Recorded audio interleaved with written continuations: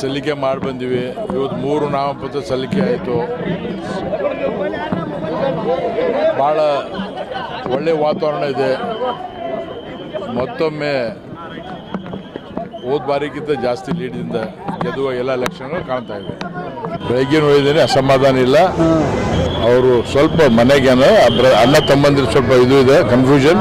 ಅವರು ಭಾರತೀಯ ಜನತಾ ಪಾರ್ಟಿ ಬಿಟ್ಟು ಹೋಗಲ್ಲ, ಅವ್ರು ನಮ್ಮ ಜೊತೆ ಇರ್ತಾರೆ. ಯುವಕರು ಅವ್ರ ಜೊತೆ ಇದ್ದಾರೆ. ಡೆಫಿನೆಟ್ಲಿ ನಮ್ಗೆ ಹೆಲ್ಪ್ ಆಗುತ್ತೆ. ಭಾರತೀಯ ಜನತಾ ಪಾರ್ಟಿ ಹೆಲ್ಪ್ ಆಗುತ್ತೆ. ಬಾಬಾ ಸಾಹೇಬ್ ಅಂಬೇಡ್ಕರ್ ಸಂವಿಧಾನ ಬರ್ದಾರ. ವೋಟ್ ಈಗ ಯಾರೇ ಇರಲಿ, ಯಾರೇ ವ್ಯಕ್ತಿ ಆಗಲಿ, ಅವ್ರು ಪ್ರೂವ್ ಆಗತ್ತನ ಅದು ಅವರಿಗೆ ಸಜಾ ಆಗತ್ತನ ಅವರಿಗೆ ಯಾವ ರೀತಿ ನೋಡೋದು ನಿಮ್ಗೆ ಗೊತ್ತದ. ಎರಡನೇದಾಗಿ ವೋಟಿನ ಹಕ್ಕು ಎಲ್ಲರಿಗೂ ಕೊಟ್ಟಾರ.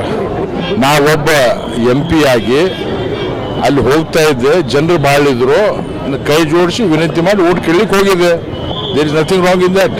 ಕೆಲವರಿಗೆ ಕಾಮನ್ ಸೆನ್ಸ್ ಇಲ್ಲ.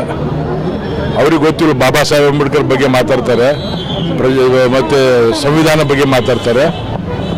ವೋಟ್ ಎಲ್ಲರಿಗೆ ಹಕ್ಕಿದೆ. ಹಂಗಿದೆ ಬಾಬಾ ಸಾಹೇಬ್ ಅವರೇ ಬರೆದ್ಬಿಡ್ತಿದ್ರಲ್ಲ, ಕ್ರಿಮಿನಲ್ಗಳಿಗೆ ವೋಟಿನ ಹಕ್ಕಿಲ್ಲ ಅಂತ ಹೇಳಿ.